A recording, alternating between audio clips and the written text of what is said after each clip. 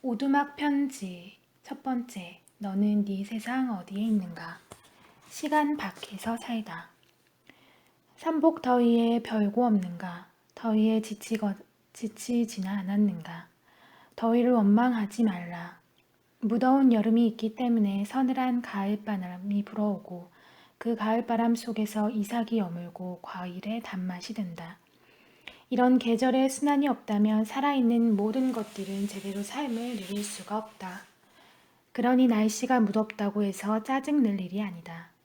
한반도와 같이 봄, 여름, 가을, 겨울이 뚜렷하게 나누어져 있는 지역에서 살 수 있는 것도 커다란 복이라 할 수 있다. 7월 한 달을 나는 바깥 출입 없이 이 산중에만 눌러앉아 지냈다. 비슷비슷하게 되풀이되는 일상의 틀에서 벗어나 자연의 흐름에 따르면서 새롭게 살아보고자 했다. 개인적인 사정으로 한 집회의 약속을 이행 못하게 된 연유로 해서 모처럼 틀에서 벗어난 생활을 갖게 되었다. 때마침 건전지가 다 소모되어 시계도 멎고 라디오도 들을 수 없게 되었다. 이게 바로 틀에서 벗어날 수 있는 좋은 기회였다. 사람이 시계를 발명한 이래 시간을 유용하게 활용하여 사회생활의 여러 가지로 보탬이 된 것은 지난 인간의 역사가 이를 증명해주고 있다. 그러나 한편 시계에 의존하면서부터 사람들은 늘 시간에 쫓기면서 살아야 하는 폐단도 있다. 먹고 싶지 않아도 식사 시간이 되었으니 먹게 되고 잠이 오지 않는데도 잘 시간이 되었으니 잠자리에 들게 된다. 이와 같이 오늘날의 우리들은 시계 바늘에 조종당하면서 삶을 이루고 있다. 시계가 멎고 시간을 알리는 라디오의 기능이 쉬게 되자 나는 비로소 시간 밖에서 살 수 있었다. 배가 고파야만 끼니를 챙기고 눈꺼풀이 무겁게 내려온 후에라야 잠자리에 들곤 했다. 시계바늘이 지시하는 시간 말고 자연의 흐름을 따라 먹고 자고 움직이니 마음이 아주 넉넉하고 태평해졌다. 시계가 가리키는 시간의 굴레에서 벗어나자 나는 비로소 자주적인 삶에 한 걸음 다가선 기분이었다. 돌이켜보니 내가 그동안 얼마나 많이 시간의 노예가 되어 이리 뛰고 저리 뛰면서 부질없이 살았는가 싶은 생각도 들었다. 시계에 대한 내 최초의 경험은 불안이었다. 어린 시절 고모네 집에 자주 놀러 갔었다. 고모가 잘해주어 몹시 따랐던 모양이다. 그런데 빈 방에서 혼자 놀다 보면 벽시계에 똑딱똑딱 하는 시계추 소리가 몹시 불안하게 들려오곤 했다.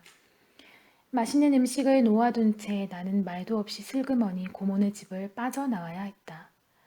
아이가 없어진 것을 보고 고모는 걱정이 되어 우리 집에 와서 내가 있음을 확인하고 갔다.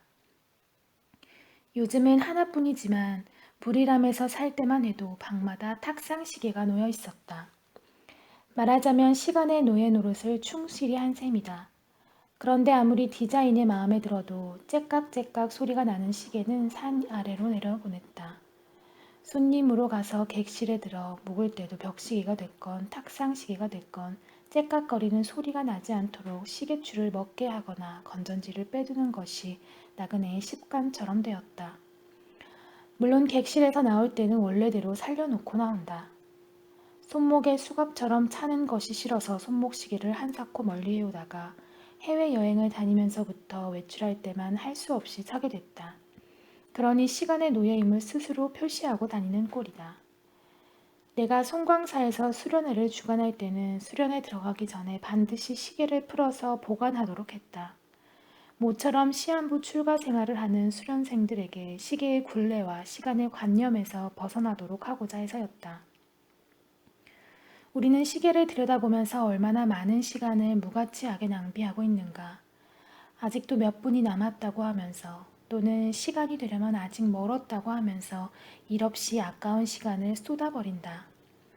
인생에 성공한 사람들은 남들과 똑같은 하루 24시간을 살면서도 짜투리 시간을 유용하게 쓸 줄을 안 것이다. 시계바늘이 가리키는 시간에 팔리지 않고 자신에게 주어진 그 순간순간을 알차게 사는 사람이야말로 시간 밖에서 살 수 있다. 요즘 같은 산업사회에서는 우리들 자신도 시간 앞에 점점 냉혹해져 가고 야박하게 전락되어 간다. 한참 일을 하다가도 시간이 다 됐다고 일손을 놓아버리기가 일수다. 묻힌 김에 조금만 더 일을 하면 깨끗이 끝낼 일도 시계를 보고 일손을 중단하고 만다. 이건 시계의 노예로 익힌 나쁜 근성이다. 시계 바늘이 미치지 않는 일터에서 인간의 덕이 두터워진다는 노동의 비밀도 터득할 줄 알아야 한다. 모든 것은 시간이 해결해 준다는 말이 있다. 우리가 세상을 살아가는 일도 죽는 일도 그 시간에 속하기 때문일 것이다. 하지만 시간에 대한 관념에서 벗어나 시계 바늘에 의존하지 않으면 순간순간을 보다 알차게 보낼 수 있다. 시간에 쫓기지 않고 초조해하지도 말고 시간 밖에 있는 무한한 세계에 눈을 돌리면 그 어떤 시간에건 여유를 지니고 의젓해질 수 있다는 소리이다. 세상살이에 경험이 많은 지혜로운 노인은 어떤 어려운 일에 부딪힐 때마다 급히 서두르지 말고 좀 더 기다리라고 일러준다. 한 고비가 지나면 좋은 일이 됐건 언짢은 일이 됐건 안팎의 사정이 달라지는 수가 많다. 노인들은 풍진 세상을 살아오는 과정에서 시간의 비밀을 터득했기 때문이다. 사람의 머리로는 해결할 수 없는 문제를 시간은 가끔 해결해 주는 수가 있다. 그래서 참는 것이 덕이란 말도 있지 않은가. 지금 당장 해결하기 어려운 문제는 우선 하룻밤 푹 자고 나서 다음날 다시 생각해 보는 것이 좋다. 해결하기 어려운 문제일수록 조급히 해결해 버리려고 서두르지 말고 한 걸음 물러서서 조용히 이모저모를 살펴보는 것이 지혜로운 해결책이 될 것이다. 시간 밖에서 우리 만날 수 있기를 바란다. 뜰에 해바라기가 피었네. 자다가 깨어나 이리 뒤척 저리 뒤척 거리다가 이내 털고 일어나 이 글을 쓴다. 일어날 시간이 되지 않았더라도 일단 깨어났으면 더 뭉갤 필요가 없다. 눈이 떠졌는데도 잠자리에서 뭉구적거리면 게으른 버릇밖에 길러지지 않는다. 우리는 이 다음 고이 잠들 시간이 얼마든지 있다. 살 만큼 살다가 신체적인 동작이 멎었을 때 신지들이 검은 의식을 치르면서 고이 잠드소서 어쩌고 하면서 작별의 인사를 할 것이다. 그때 가면 평생에 모자라던 잠을 온몸이 다 사가질 때까지 실컷 잘 수 있다. 그러니 우리는 자신에게 주어진 현재의 시간을 깨어있는 맑은 정신으로 보다 유용하게 쓸 수 있어야 한다. 기상나팔은 이만 불고 오늘 마음에 고인 말을 풀어놓으려고 한다. 며칠 비워두었다가 오두막에 돌아오니 뜰가에 해바라기가 피어 있었다. 손수 씨를 뿌려 가꾼 보람이 해바라기로 피어난 것이다. 부풀어 오르는 이런 기쁨을 스스로 가꾸어 보아야만 누릴 수 있다. 이 해바라기의 고향은 암스테르담의 고흐 미술관이다. 해바라기를 즐겨 그린 태양의 화가 반 고흐의 그림을 보고 나오다가 매점에서 파는 씨앗을 샀다. 내가 이 오두막에 들어와 살면서부터 해마다 꽃이 피는 해바라기인데 처음 피어난 꽃을 대하면 마음이 사뭇 설렌다. 철새들의 첫 소리를 들을 때처럼 나는 이런 사소한 일에서 살아가는 잔잔한 기쁨을 누리고 있는 모양이다. 얼마 전부터 해질녘이면 커다란 떡두꺼비 한 마리가 섬돌에 엉금엉금 기어나와 내가 나오기를 기다린다. 오, 네가 또 왔구나 하고 아는 체를 한다. 낮에는 눈에 띄지 않다가 해질녘이면 어김없이 찾아온다. 나는 이 두꺼비한테 너는 무슨 재미로 이 산중에서 혼자 사느냐 하고 두런두런 이야기를 한다. 두꺼비는 아무 대꾸도 없이 내 말을 끔뻑끔뻑 들어주기만 한다. 이렇게 지내온 사이에 우리는 한 집안 식구처럼 길이 들었다. 두꺼비는 내가 바짝 다가서도 나를 경계하지 않는다.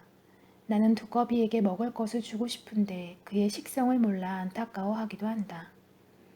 땅에 엎드린 채 그 동작이 굼뜬 이 두꺼비도 팔이나 물것을 잡아먹을 때만큼은 그 입놀림이 얼마나 빠른지 모른다. 넙죽넙죽 두꺼비 팔이 잡아먹듯 한다는 말을 들어보았을 것이다.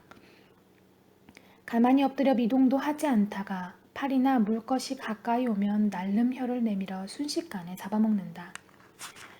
굼벵이도 뒹구는 재주가 있다더니 이 두꺼비한테도 물것을 잡아먹는 재주가 아주 비상하다. 모든 생물은 저마다 살아가는 묘기를 지니고 있는 것 같다. 산중은 아침 저녁으로 많이 서늘해졌다. 이제는 거르지 않고 날마다 아궁이에 군부를 지펴야 할 때가 되었다. 밤하늘에는 별들이 영롱하게 돋아나고 은하수도 선명하게 흐른다. 숲에서 들리는 풀벌레 소리도 가을임을 알려오고 있다. 별밤 안에서 나는 밤이 이슥하도록 노래를 불렀다. 곁에 들을 사람도 없으니 마음 놓고 18번, 19번을 죄다 쏟아부놓는다. 나는 노래를 부르기 시작하면 즉흥적으로 작사, 작곡을 해서 부른다. 그날 일어났던 일을 오페라 가수처럼 노래를 부르고 있으면 아주 즐거워진다. 반주는 시냇물 소리가 알아서 해준다. 이런 별밤이 아니라도 나는 설거지를 할 때 곧잘 흥얼흥얼 노래를 부르기도 하고 흥에 겨우면 목청을 돋아 오두막이 들썩거리도록 창을 부르기도 한다. 영화 서편제를 보고 나서 한때는 입버릇처럼 이 산 저 산 꽃이 피니 분명코 봄이로구나. 봄은 찾아왔건만은 세상사 쓸쓸하더라. 나도 어제는 청춘일러니 오늘 백발 한심하구나. 로 시작되는 사철가를 불렀다. 한참을 부르고 있으면 나도 모르게 슬퍼져서 목소리가 촉촉히 젖을 때도 있었다. 슬플 때는 슬픈 노래로 위로를 삼고 기쁠 때는 기쁜 노래로서 그 기쁨을 드러낸다. 살아있는 모든 생물들은 저마다 노래를 지니고 있다. 사람과 새들만 아니라 나무도 풀잎도 바람을 타고 노래를 한다. 인간의 입에서 살벌하고 비릿한 정치와 경제만 쏟아져 나오고 시와 노래가 흘러나오지 않는다면 그의 가슴은 이미 병들기 시작한 것이다. 먹고 마신 그 입에서 꽃향기 같은 노래가 나와야 한다. 사는 즐거움은 어디에 있는가? 그리고 그 즐거움은 누가 가져다 주는가? 즐거움은 우리 스스로 만들고 찾아내야 한다.